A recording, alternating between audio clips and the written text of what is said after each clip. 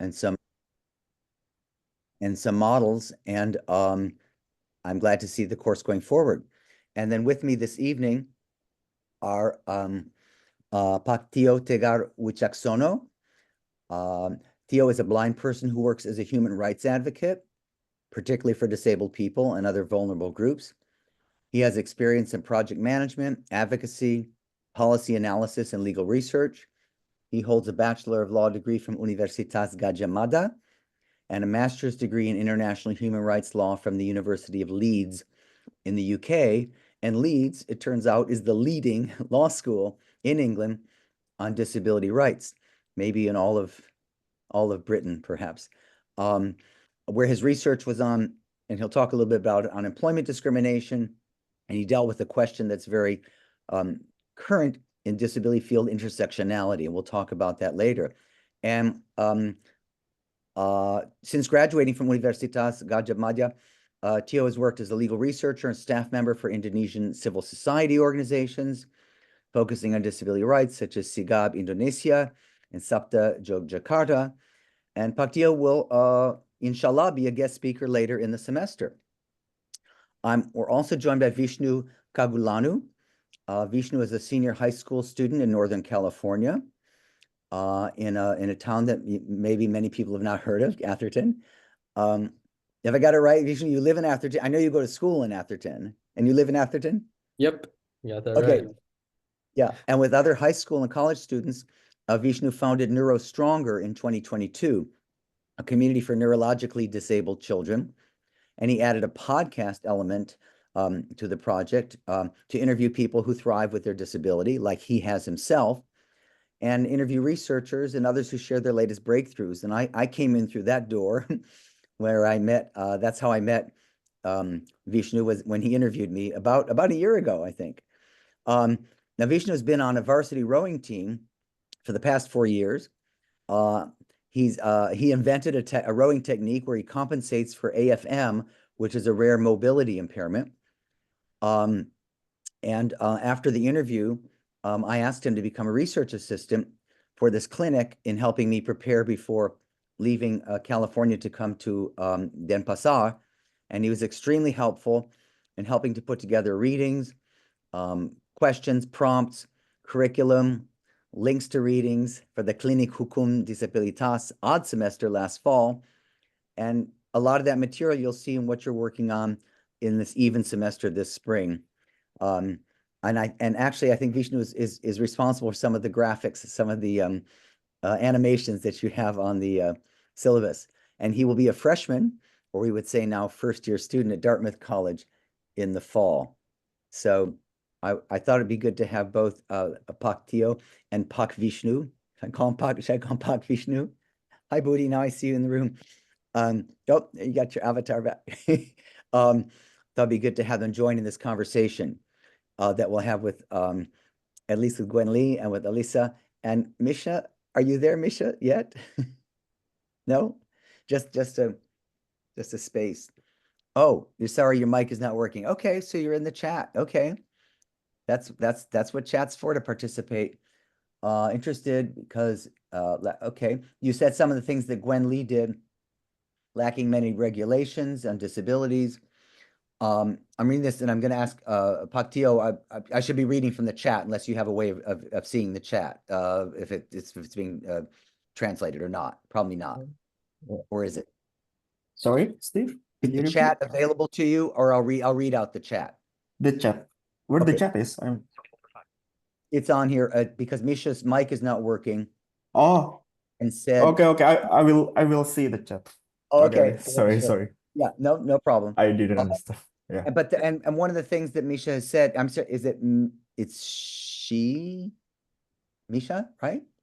Yeah. Okay. She is. Okay. What Misha and Gwen Lee both said, and this is something students said last semester, and I think indirectly Elisa is saying this, that one of the interests is that there's many regulations and laws. I know that's something that Tio has worked on, and it's something that Vishnu did some research on. Lots of laws out there, regulations. The question is implementation, right? And awareness. You both get 100% right on that particular theme. So I guess what I want to start with is the first question that's in the prompt for today to talk about is the two dominant models of disability, the social and medical models, and how people with disabilities prefer to view their status. This is Kan a ada big beliau question. ini 4 bulan di Bali. Sorry? Oh, you're talking on the phone. Okay. And so I'm going to ask first, I'm going to ask Tio to address that question, the difference between we talk about the charitable or medical model versus the social or human rights model. And some say there's a difference between the social and human rights. I'm going to ask him to say it in Bahasa Indonesia and then very briefly in English, because I think it's always better when people can use their own language, right? And so I appreciate you all accommodating me and Vishnu. Unless Vishnu, did you also study Bahasa Indonesia the last time since I saw you? No, not in the last 2 weeks, Not Professor in the Rosa. last 2 weeks. Okay. Yeah. So I'm going to ask you to Yeah. say in your own words what, these are, big concepts, but say what you'd like. I'll Tio to talk about that. What does that mean? What's your understanding and how do people relate to, yeah, say whatever you want about medical model and the social model. I do first? Yes, sir. Okay, yeah, so, okay. Thank you for your generous introduction, Steve. With all my respect, I will speak in Bahasa Indonesia, but yeah, I will also briefly explain in English to ensure that you and Vishnu understand what I'm talking about. Perfect. Yeah, so yeah. Oke, terima kasih atas pertanyaannya, Steve. So, teman-teman, nama saya Tio, sebagaimana yang tadi sudah diperkenalkan oleh Steve.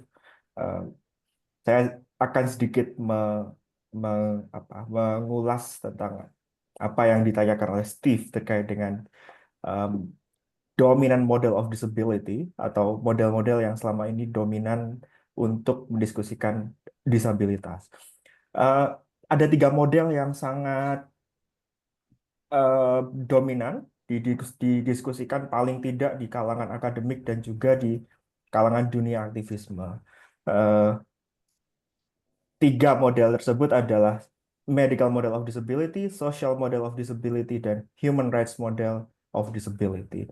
Yang pertama, medical model of disability atau model medis terhadap disabilitas merupakan satu pandangan yang menganggap bahwa disabilitas adalah satu bentuk penyakit yang harus disembuhkan agar teman-teman yang memiliki disabilitas itu bisa berpartisipasi secara penuh dalam kehidupan sosial bermasyarakat. Nah, model ini dominan diwariskan di era penjajahan, era kolonialisme. Kalau dalam konteks Indonesia, teman-teman bisa menemukannya misalnya seperti ini. Banyak fasilitas-fasilitas medis yang ditujukan itu untuk menyembuhkan teman-teman disabilitas. Agar teman-teman disabilitas misalnya yang memiliki hambatan penglihatan seperti saya, itu disembuhkan kembali matanya, bisa melihat kembali sehingga mereka bisa berpartisipasi dalam kehidupan sosial kemasyarakatan, seperti bekerja atau menempuh pendidikan. Itu yang pertama. Makanya kalau teman-teman perhatikan, saya yakin banyak dari teman-teman tidak banyak yang memiliki pengalaman berinteraksi dengan disabilitas di sekolah-sekolah reguler. Mengapa?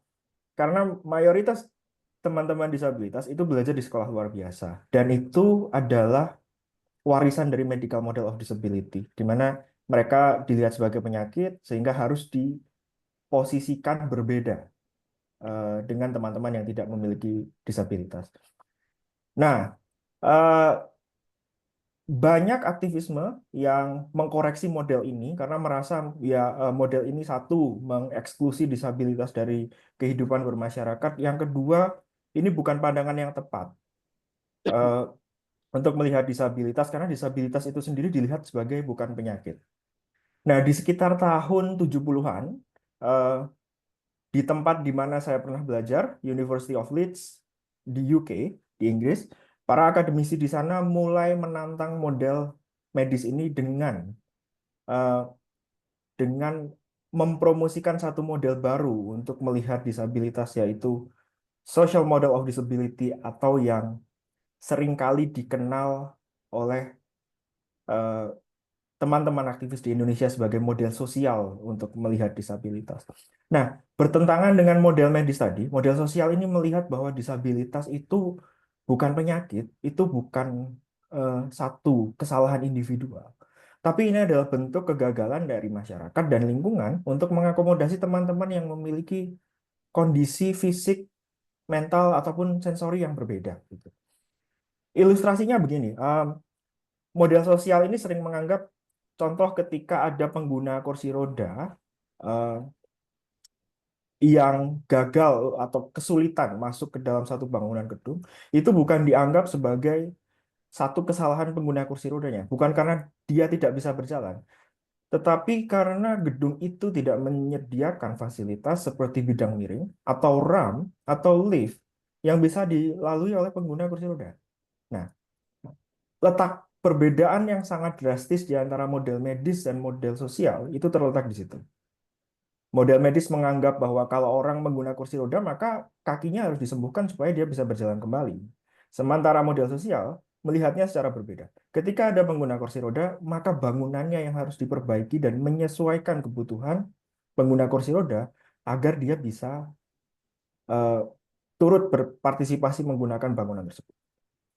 Nah, yang terakhir yang sekarang sangat dominan, paling tidak setelah tahun 2000-an, itu adalah Human Rights Model of Disability atau model hak asasi manusia dalam melihat disabilitas. Kalau teman-teman familiar dengan United Nations Convention on the Rights for Persons with Disabilities atau UNCRPD yang sudah kita ratifikasi dengan Undang-Undang Nomor 19 tahun 2011,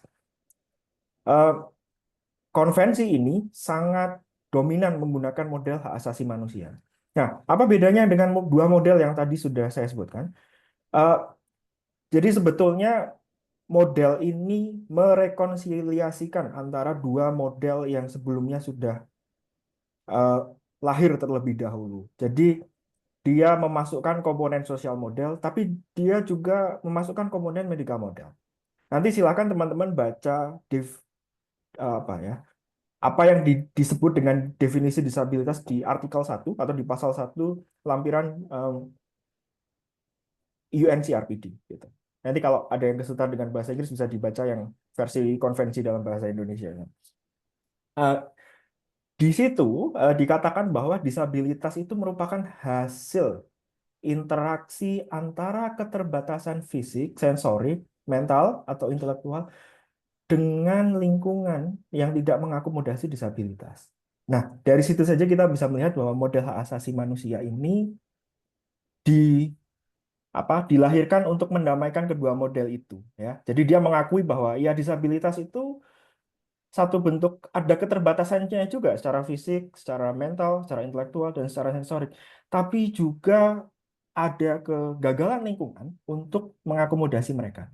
Jadi dia menginkorporasikan dua model itu ke dalam satu bentuk konvensi. Saya pernah bertanya langsung kepada salah satu orang yang terlibat dalam pembuatan UNCRPD, profesor saya, namanya Profesor Anna Lawson. Dia profesor yang sangat prominent di Inggris, kolega saya sekarang. Dia mengatakan bahwa ya human rights model ini adalah ini cara paling mudah untuk mendamaikan kedua model itu dan cara paling mudah juga untuk memastikan agar ada instrumen hukum hak asasi manusia internasional yang harus diadakan pada waktu itu, karena sebelum tahun 2000-an itu tidak ada satu konvensi tersedia yang membahas soal disabilitas. Oleh karenanya pendekatan human rights itu harus dilakukan pada saat itu. Kalau teman-teman lihat semua konvensi internasional, semua mau ICCPR, terus ICESR dan lain-lain, itu kan pasti menggunakan pendekatan hak asasi manusia. Oleh karenanya yang disabilitas pada saat itu secara pragmatis harus menggunakan cara itu juga. Jadi ada sisi itu kenapa human rights model ini muncul itu. So yeah, I will summarize briefly to ensure that. JD, don't do it. It's fine. What I'm going to ask is, I don't want to make you waste your breath. Terima kasih. So the important thing is that the students got it. What I'm going to do in a minute is ask the students if they have any questions, which they can ask in English or in Bahasa Indonesia. And then I'm going to have some questions for Vishnu. But it's okay, because you obviously gave a very thorough explanation, and I appreciate that. I don't want to make you have to kind of take your time. Thank you. Yeah. Thank you, I mean, Sid. let's want to say, give me the, we say in English, we say the elevator speech. Yeah. That's when you go up the elevator, that what you can say in that amount of time. Yeah.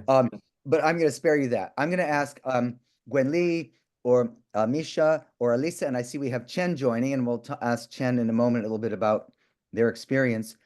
Any questions you have from Pak Tio on this question of, I know I heard some human rights treaties referred to, including the UN Convention on Disability, the ICCPR, the IESCR. And so any questions that you have in response to those comments, any of the students want to ask a question? And you can do it in English or in Bahasa Indonesia.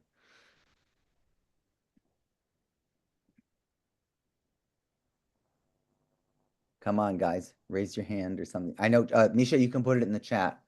Because working. Halo, Yes, it's Go ahead. audible. may I speak in Indonesian for this question? Yes, sure. Halo Kak, perkenalkan nama saya Gwen. Tadi Iya. sempat disampaikan bahwa terdapat 3 model, Ah. yaitu secara medis, secara sosial, dan human rights. Untuk sekarang, mungkin nggak di Indonesia kali ya, tapi di secara luar internasional ini sendiri, apakah ketiga model tersebut itu diperlukan? Dalam artian, apakah memang perlu terdapat 3 POV dalam melihat disabilitas tersendiri? Kan mungkin kakak tadi juga udah bilang bahwa ini tuh juga perkembangan zaman dari medikal itu dari yang kolonial, sosial juga akan berkembang setelah medikal, dan sekarang lagi kencang-kencangnya di human rights. Tapi apakah walaupun medikal itu sudah dari awal, apakah medikal itu tetap perlu kita pertimbangkan modelnya dalam disabilitas gitu? Terima kasih Kak sebelumnya. But I will ask you to briefly summarize the question, Tio, in English, if you will. Okay, sure. Okay. Okay, Gwen was asking me that should we also consider the medical model of disability as well, although we are now in the different era, then when the medical model of disability was very dominant in the colonial in the colonial era. So that is a very good question. I think so. Yeah, I can answer it now. Sure, go ahead. Yes. Okay. Okay, Gwen. Pertanyaan yang bagus sekali. Meskipun sekarang yang sangat dominan adalah pendekatan hak asasi manusia, yang mana sekarang digunakan di UNCRPD dan sudah diratifikasi oleh banyak sekali negara. Saya lupa persisnya berapa, tapi kalau saya tidak salah sudah lebih dari 150 negara yang meratifikasi model hak asasi manusia ini, yang mana artinya ya sekarang mayoritas negara itu bergerak dengan menggunakan model hak asasi manusia. Ya. Nah, tapi apakah juga medical model of disability ini harus dipertimbangkan juga pada saat-saat ini sekarang? Ya. Pertanyaan yang sulit. Jujur ini pertanyaan yang sangat sulit. Saya bicara dari sisi civil society organization karena saya banyak bekerja dengan teman-teman civil society organization. Mayoritas civil society organization di Indonesia maupun banyak negara lain yang saya tahu, mereka sangat kuat menggunakan social model of disability dan juga human rights model of disability.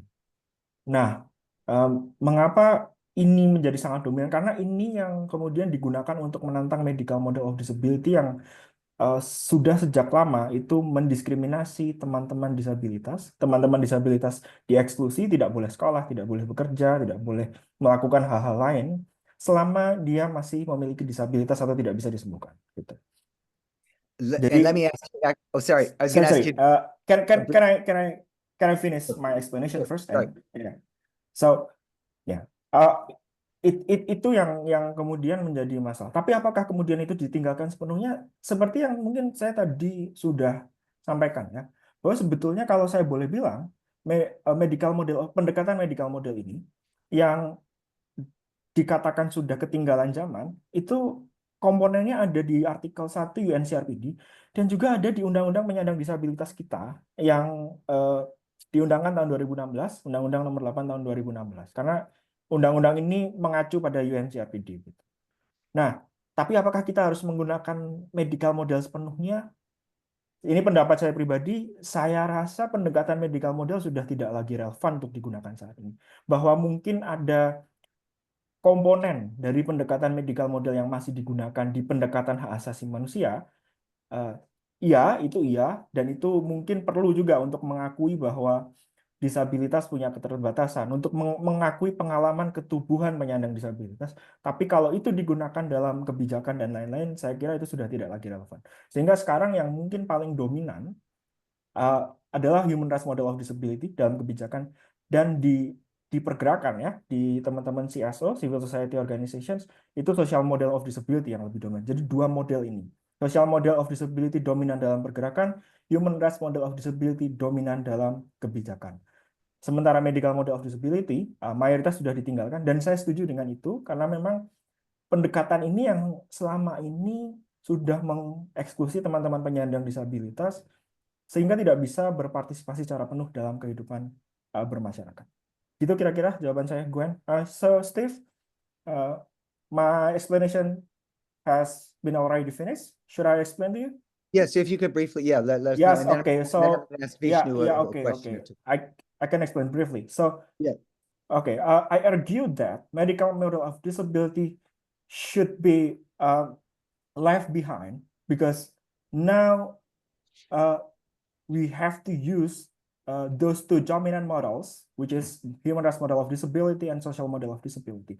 Based on my practical experience, Human Rights Model of Disability is very dominant in policy and law, while the Social Model of Disability is very, very used in the social movement, like in the civil society organization or disabled people organization. So that's my opinion regarding the Gwen's questions to me. Okay, well, let me, and before entertaining other questions, I know Vishnu, this may not be fair to put it to you. You have, Tio has a long experience, academic experience, has thought about this. You've certainly done some exploration of some of these concepts, and I'm gonna ask if you want to add anything to that or say anything different, and then I'll have some other questions for you. So I don't want to put you on the spot, but if you want to respond to that in any way, both the definition as you understand it, this notion, I think a really interesting question from Gwen about, holding these two concepts together. So anything you want to say about it? Yeah, I think that Tio made some excellent points there. And sort of adding in that third model that we hadn't really talked about, which is the human rights model. So just for context a little bit to the class who's listening in, when Professor Rosenbaum and I were diving into the research, we were really focusing on just two models, the social model and the medical model. And as Tio pointed out, the fact that, I wasn't aware of this human rights model, it goes to show that it's kind of under the radar and that it's sort of like an up and coming model that maybe we need to pay a little bit more attention to. So the point that I kind of really wanted to add is more grounded in my own personal experience as a person living with a disability. And as many of you guys were probably listening to, I have had experience on an able-bodied sports team. So I'm a rower of 8 years. For those who don't know what rowing is. 8 years. I thought it was only 4. Okay. No, 8 years, yeah. So it's a water sport which involves, moving the boat with oars. So the disability I have is a physical disability. So my right shoulder is completely paralyzed.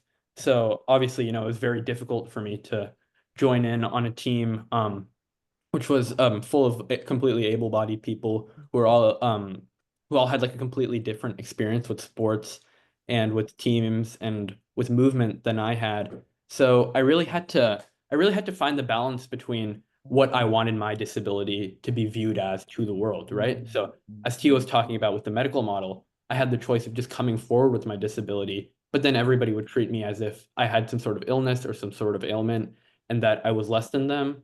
Or I had the opportunity of keeping my disability silent and kind of dealing with it, and then dealing with the sort of social model of disability, which is a sort of inherent barriers that society sort of places in your way. And what I ended up sort of figuring out is that there's a balance between the two models. Especially in athletics, I feel as if completely putting away one model over the other, it's kind of difficult to use like practically. I think that in theory, it is a great idea to completely throw away the medical model. But in my experience and in my life, especially as someone with a physical disability, I feel as if without conversation about disability as a medical problem, it is kind of difficult to kind of push forward or make these boundaries. For example, if I'm talking to my coach or a doctor without referring to my disability as a sort of as like just like acknowledging it for what it is, then that'll make the experience a whole lot difficult. However, in practice, when working with my teammates, I don't want my disability to be treated as a medical condition. I just want it to be treated as a unique circumstance. So I think the conversation should be suited around who you are using which model with, right? And that's what Tio was saying. Tio was saying that the human rights model should be used or is being used more among policy, whereas the the social model was being used more among DPOs and NGOs. And I think the right approach, like Tio was saying, is to not to take a different model with you, but to use them in conversation with each other, depending on who you are working with. Okay. So Well, okay, can I yes, please. add something? Like because I have said to the students about what Festus is talking about. Like I said that if we see on the Article 1 UNCRPD, we can find that the medical model of disability approach is still used there because the UNCRPD is recognize that this disabled people has a physical, intellectual, mental, and sensory limitation. So yeah, I agree with you fully, but like if we cannot fully use the medical model of disability, but we can recognize the component or the element of the medical model of disability itself because it's very important. Like you said that we have to use the medical model of disability when we talk about our body, right? Like if we have a physical limitation or sensory limitation like me, we have to explain it to the doctor about our condition with using the medical model of disability. So I fully agree with your explanation. I have explained it in Bahasa Indonesia. Sorry, it's not understandable and it's not accessible for you, but I have said it and I fully agree with you. Okay, that's great. No, this is a really good Should I discussion. translate to Bahasa Indonesia for the student? I'll ask them. Does anyone want Theo to elaborate on what he just said in English? Okay, It perlu sounds saya like- translate ke Bahasa Indonesia, teman-teman? I think they're okay for the moment. When were you going to say something? Aman. It's all good. Okay with the English. It's understandable? Is it understandable? Elisa, what did you say? Sorry? It's okay with English. It's okay. Okay, Yes, okay. Okay. Okay. Well, let me ask both of you this because again, in my own reading of social and human rights, you notice I use those terms interchangeably, and I think some people do. But maybe Vishnu, can you you said it briefly, say more what you think the distinction is between the human rights model and the social. How are you? Because at least in my mind, I think from things I've read from other commentators, those are kind of merged principles. I want to ask you about that, and if Tio has a thought on that, and then I'll go back to some student questions.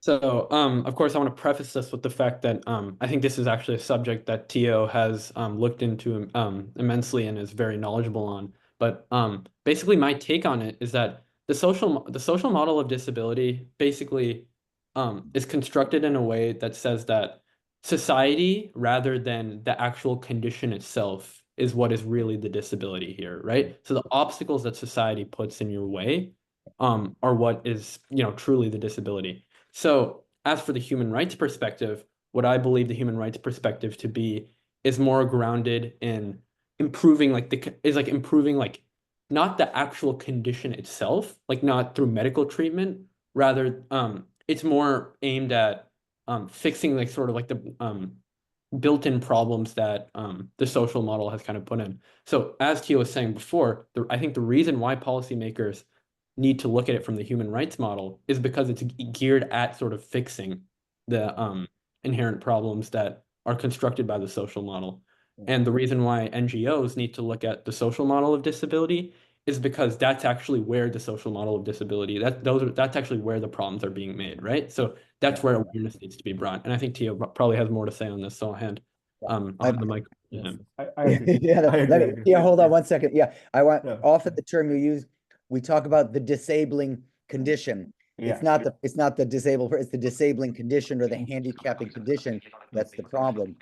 I think that's what you're alluding to, and I'll ask Tio in a moment to respond. Also, I think it's interesting what you said about the again, the different context in which it's used. So I'll ask Tio to respond, and then again, I want to open to the students for questions on this because it's a tricky concept. Words are important, but Tio, did you want to respond to that? No. Oh, okay. That's How about, okay. I agree. let's go back to the students. Well, now Yeah. suddenly we have we have another student. We have Pashin, Misha. Oh, Pashin, you must have been Chen, right? Okay.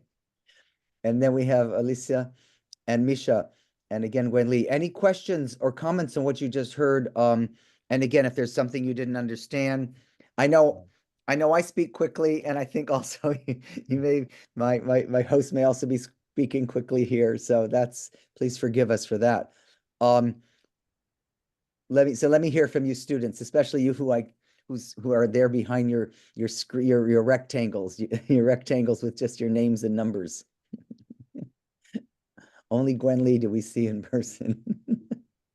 Seriously, any questions on what was just said? Pashin says, right, sir. Is that, I guess you're saying because you had Chen on your screen before, so you are Pashin. And you wrote right, sir. Okay.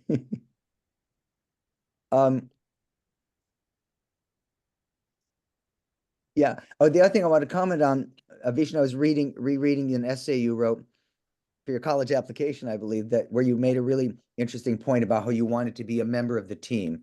And I think what you were struggling with, and Tio, you may want to comment this, but this is particularly the case with people with so-called invisible disabilities or not very apparent, right? There's that question, what to disclose to whom and when. And I think that's something people deal with. And if I may, Tio, I think you're not in that same position because, your disability is a visible one. Yeah. But I don't know if either of you want to talk about that, or again, if any student wants to comment on that or raise that question. And I also would invite Budi, or I know Dia is working on other stuff, or Prof. Sigit, if you want to say anything on what's been said so far, to bring out any points before we turn to another question. Okay. So sometimes my disability is also invisible, Steve. Because okay, I should because say it right. because you're right. my I misspoke. Please, yeah, go ahead. because people don't know if I'm a visual impaired person because my eyes looks like a non-disabled person, right? So sometimes Very good point. Or you're behind, or you're on a Zoom where you've got the camera's off, maybe. We just hear your voice, or you're on the phone. But sorry. Or it's also the case that if your camera is off on a Zoom or you're speaking on and so sometimes I misspoke. My apologies. No. But maybe you want to comment on that disclosure question, or that, at what point do you refer to that a disability? Where Okay, I will explain in bahasa Indonesia. Is that okay? Sure. Okay. Yeah. Oke, bagus sekali ya soal invisible disability atau namanya disabilitas yang tidak terlihat.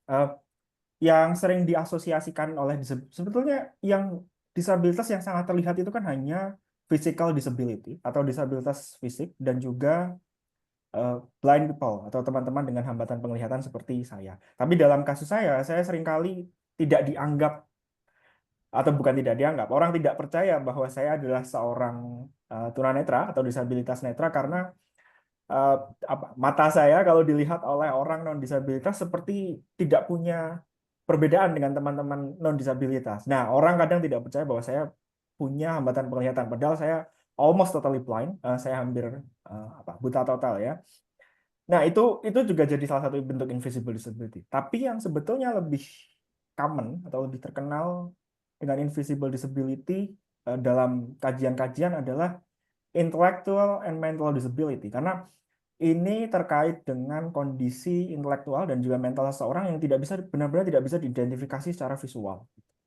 Nah, eh, lalu bagaimana kita bisa mengetahui bahwa seseorang itu punya invisible disability atau dalam konteks ini mental intellectual disability?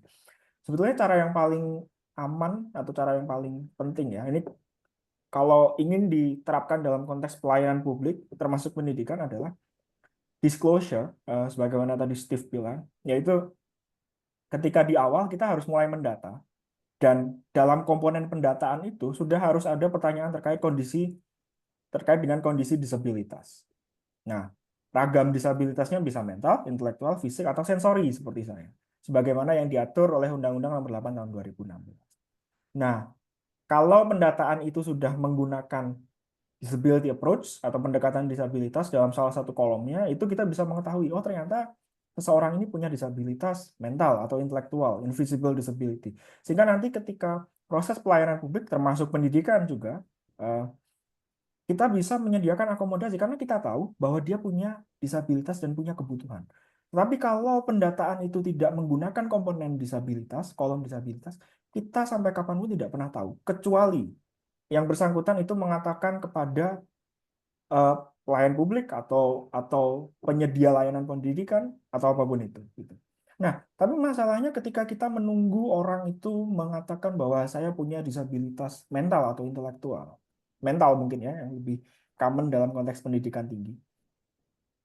Teman-teman harus sadar bahwa orang-orang dengan disabilitas mental itu stigmatisasinya sangat tinggi sekali.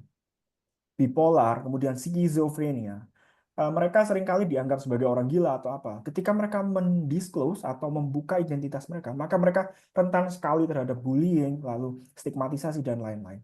Oleh karena itu, sebetulnya yang paling penting, yang paling utama adalah data, disclose data di awal. Sehingga kita bisa mengetahui apa itu invisible disability. So, Steve, I was talking about how we can identify people with invisible disability. So, the most important thing, if we will identify people with invisible disability, is we have to provide the data. So, it's very important in public service, including in the education and employment, like when people apply to the educational program or employment program,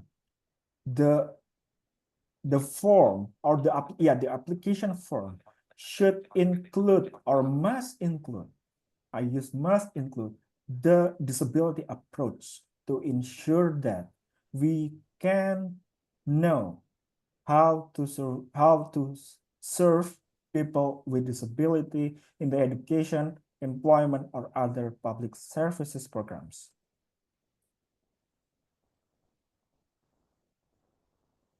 Hi, Steve.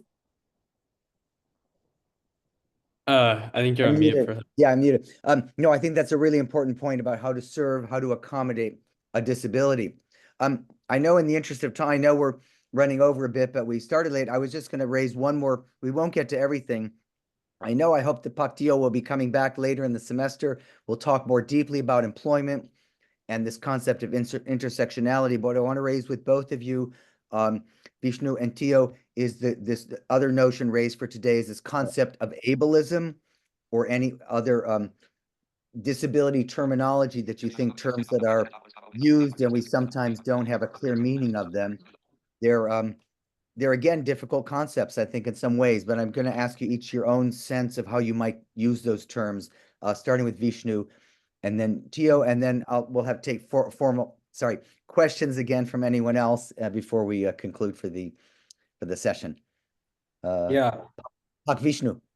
Yeah. So, in my personal experience, I think ableism sort of can be brought to, into two specific parts. So, the first is in athletics, and the second is in academics. I think a lot of times, especially with the sort of invisible disabilities that Professor Rosenbaum and Tio were talking about, it can be kind of difficult, especially in a class full of able-bodied students, to bring up your disability, or to talk about your disability. Yeah, So, yeah. for example, with my shoulder, which is my writing arm, if my writing arm is painful when I'm writing a test, I can't really talk to a teacher about that because I don't want my entire class to hear about my disability, right? Because that's a personal matter. And speaking a little bit more about like or bring that sort of back around to the social model of disability or the medical model of disability, I should have the choice of what to disclose with someone regarding my disability, you know? I shouldn't have to be, quote, like an open book about my disability. I should be able to choose what information I want to share and when. Another thing that I think ableism kind of falls into is I think the moment an able-bodied person starts to assume what you can and can't do, then there's a big problem, right? An able-bodied person should always be following the person with the disability's lead when it comes to their own disability, because you know your body best as a person with a disability, right? So, for example, if I'm saying I can't finish this test because my arm is too painful, then the question should not be, okay, is there any way you can finish it during this period? The teacher should say, okay, I'll follow your lead on this and I'll trust you, right? So I think that's the most important key in academics is not writing out these extremely well-defined rules for every single disability or for every possible case. It's just to follow the person's lead and to have that inherent trust. In terms of athletics, I think this is where things get a little bit more difficult, right? This is sort of, I think, where ableism is obvious and it's clear, and it's sort of difficult to, especially in a sport like rowing, for example, which is what I did. Our coach often says there's only one correct way to row, but as a person with a disability, I have to find a different way to row, right? Because I can't do it in the same way that my able-bodied teammates are able to do.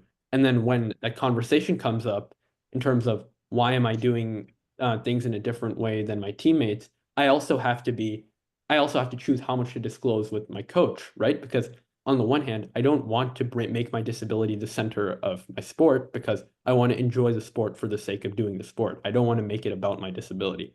But then how else am I supposed to explain to him why I can't row in a certain way? And then he'll ask me, for example, he'll ask me to row in the same way as my teammates, and then I'll have to explain that that's not possible.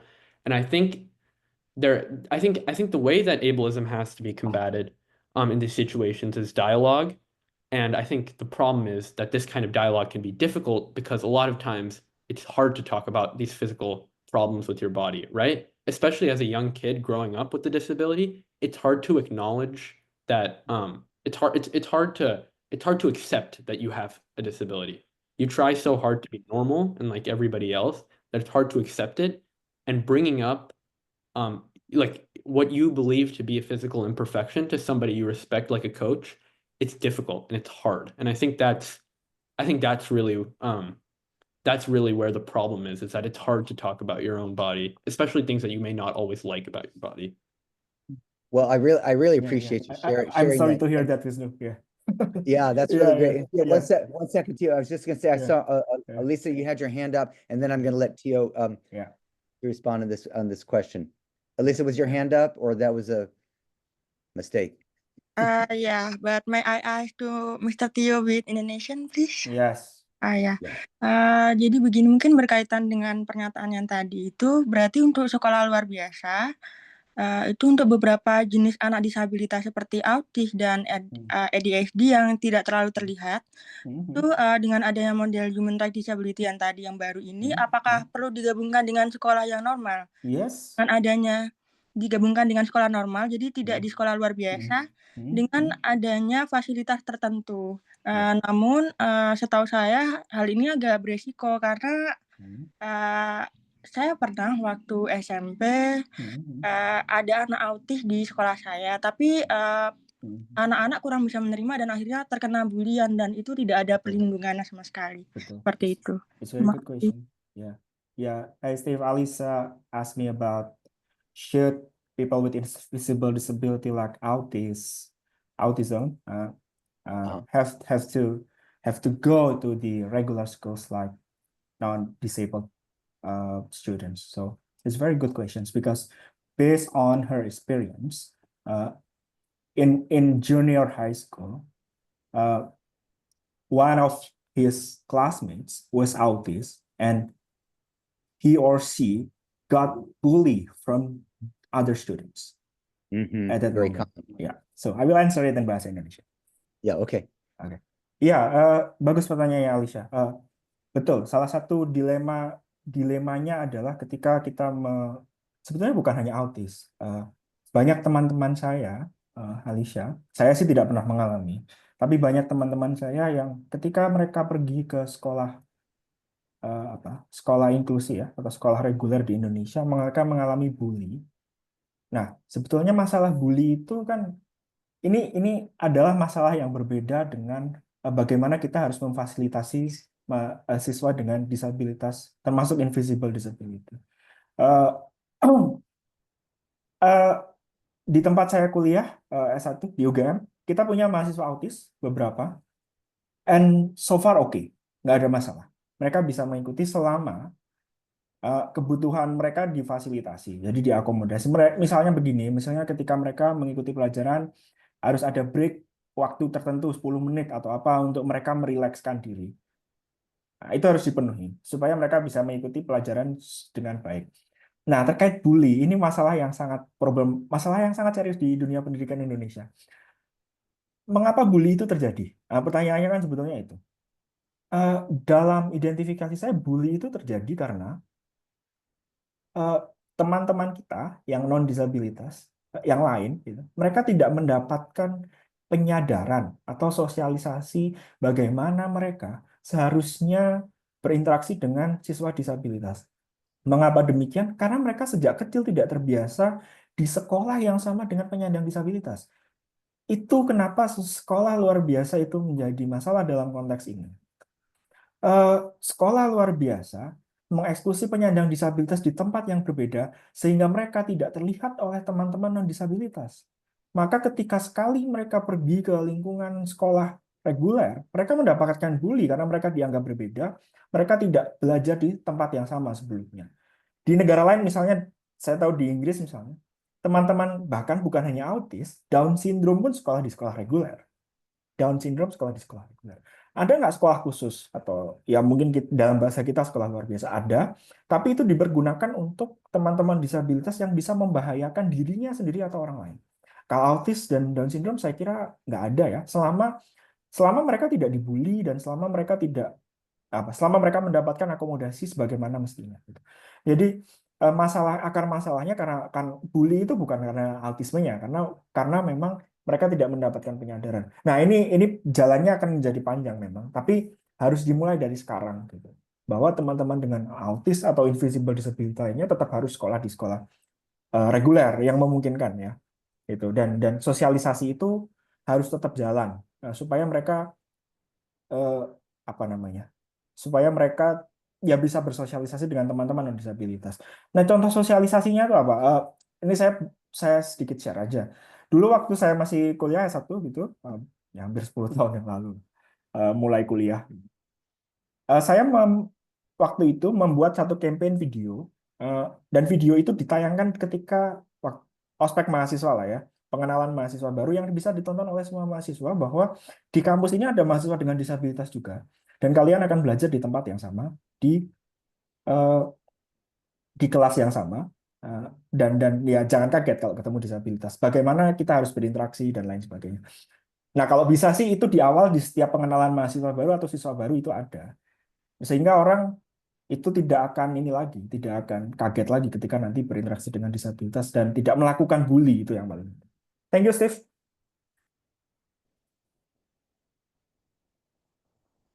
Hi, Steve. Can you hear me?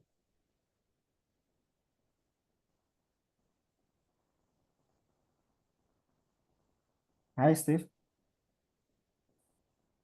Sorry, I had to get my charger. Sorry. Yeah, go ahead. Do you want to say briefly? I'm going to ask you briefly in English, then I'm going to ask if Vishnu wants to respond to that same question, and then we probably will adjourn. Unless you want to talk about ableism. Yeah, so why don't you just briefly summarize what you said about the student with autism? Yeah, so okay, I will explain briefly. So the problem with bullying is so the root of bullying is there is no like public awareness campaign for non-disabled students regarding how they can socialize with students with disabilities. So that is the problem. So to ensure that the bullying doesn't happen anymore, we have to do public awareness campaign in all schools and universities for all students and lecturers regarding how they can serve and socialize with disabled students. So there's the answer. But however, the bullying should not be a reason to send or to exclude disabled students from regular schools or universities. So that's my answer.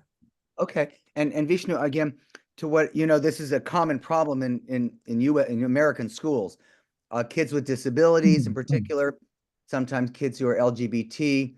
I don't know if you want to comment on that at all, either from personal experience, your observation of that whole question about you know, integrated education or bullying. Anything you want to say about that?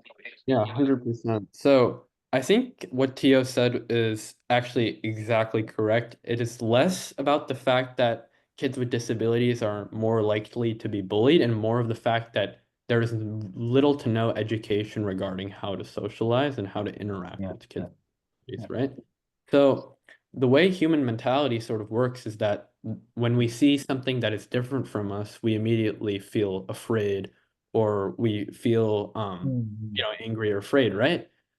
So if people with disabilities are sort of like gradually introduced or like sort of, or at least able-bodied people are educated about these kids before interacting with them, I think that can be the biggest thing, right? And what I've noticed, especially at my school, where the majority of kids are very, very well educated on this matter, or have disabled siblings, or volunteer with children with disabilities, is that there is virtually no bullying for kids with disabilities. Yeah, the best model is a bullying-free school. I mean, Yeah. So Yes. that's great. It really You know- does boil down to education at the end of the day, on Yeah. both sides of the spectrum, and that is really the key, right? Because the same thing happens with all differences, you know, racial differences. Yeah.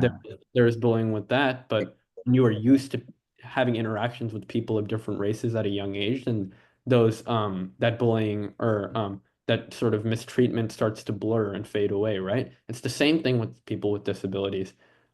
If there's interaction at a younger age, if that interaction is taught and sort of supported, then bullying will sort of fall to the side. And I think it's our job as a society to work together to make those interactions more possible and more convenient and sort of less like stigmatized. Well, this has been such a good discussion. I'm going to suggest that Paktio, that when you are invited back, you deal with the ableism question more broadly. I'll just ask if any students have any questions or comments before we adjourn the session, and thank my fellow guests. Does anyone, Gwen Lee, Alyssa, Last Medina, question for today. Putri, Pashan Ayu, Misha. You can put it in the chat if you want, or Pashan in the chat. Any comments or questions before we end for the day? Am I audible, Renas? Yeah, it's audible. First of all, thank you so much for the insight, for the knowledge. Okay, was that a terima kasih? I think, yeah.